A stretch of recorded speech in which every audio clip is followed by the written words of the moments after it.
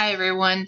I have read your discussion board posts and have posted feedback in the rubric on the Blackboard site for your review. This was, I think, one of the more interesting discussion boards. Really hope that thinking about what the ANA scope and standards talk about with advocacy, as well as looking at what your authors discuss about the concept of what will means, was something that was enlightening for you and really helped you reflect on your practice. Interestingly, there were two verses when we were addressing will that came up several times. The first verse was regarding courage, and that was Deuteronomy 31:6. And that verse tells us to be strong and of good courage. Fear not, nor be afraid of them. For the Lord thy God, he is that doth go with thee. He will not fail thee, nor forsake thee.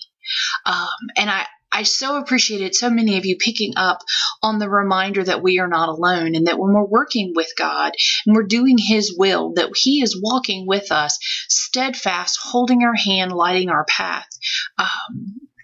The other verse that several of you picked up on was in relation to being disciplined, and that was Hebrew 12, verse 11. And this verse was, "For the moment all discipline seems painful rather than pleasant, but later it yields the peaceful fruit of righteousness to those who have been trained by it." I so love the idea behind this verse, that basically what it says is, it's really hard to do the right thing and be disciplined, but if you do what you're supposed to do, the reward is worth it. Whether you're talking about just being disciplined to policy and procedure and following through process at work, or self-discipline of regulating your own emotions. Several of you talked about the challenges of working in a stressful environment and what that meant for you is struggling to kind of check your own emotional response to things, and that being disciplined came through the grace of God, through your own prayer and through your own self-development.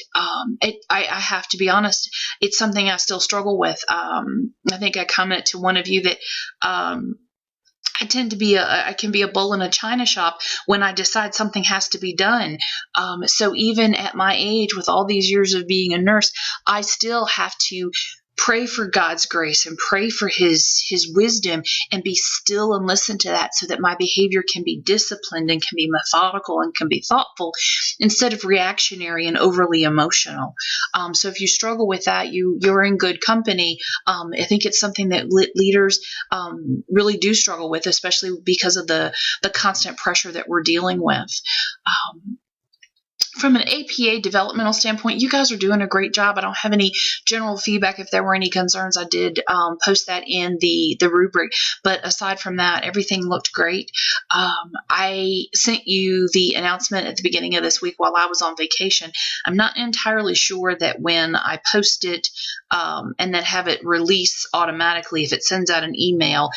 So if you did not get the email in its full entirety, make sure you go in and you read that announcement for the week. Just a reminder, I have extended your deadline for your work. Normally week 8 ends on Friday, but I'm just getting back from vacation and trying to catch up on other things. So I'm not going to look at your work until the beginning of next week anyway. So there's no reason for you to rush and try to get things in Friday. I have extended it until Sunday at 11:59.